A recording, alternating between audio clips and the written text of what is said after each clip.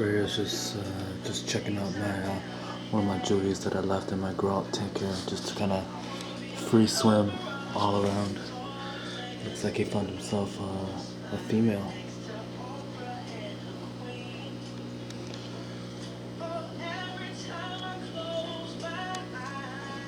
But basically, what I wanted to just give you a little preview, you YouTubers, a little preview of what I got going on for food, stage 2 food.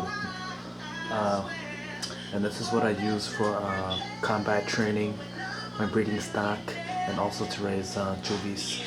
If I'm not feeding my live food, like blackworms and glassworms, which is seasonal, and in my fridge right now, I would be feeding them these alternate food, which basically my number one. That's like the bloodworms with the multivitamins, and then just your basic freeze-dried food, whether it be brine shrimp or Tubiflex worms. This I don't feed it. I feed this to my plants, but if I have laterite clay in there, that's going to give sufficient aluminum and iron already, metallic elements. For calcium, if the food doesn't have it, or if the clay doesn't have it, or if I'm not using calcium bentonite, then I would be using just like maybe a couple drops of liquid calcium or argan milk.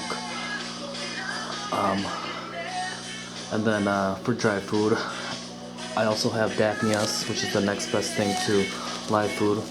Smells hella fishy, and that's what it looks like. And then I do have beef heart too. I could go with the pellets, but I like the flakes just for digestive purposes, where it's easier to digest, just like real daphnias, which at the same time still provides you a pretty high content of protein. Other stuff that I use are this Vita Chem, which is just the vitamins if I just use straight dry food. This right here I use for combat training. Nice thing about the finer shiners is that it hardens scales.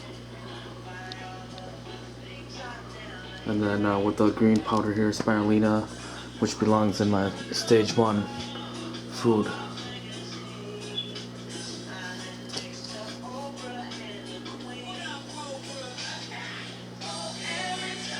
But that's basically it. And what I like to do is I like to mix live food. I've had fruit flies before, which are pretty cool. They float on top, make lots of movements, and then the fish comes from underneath and eats them.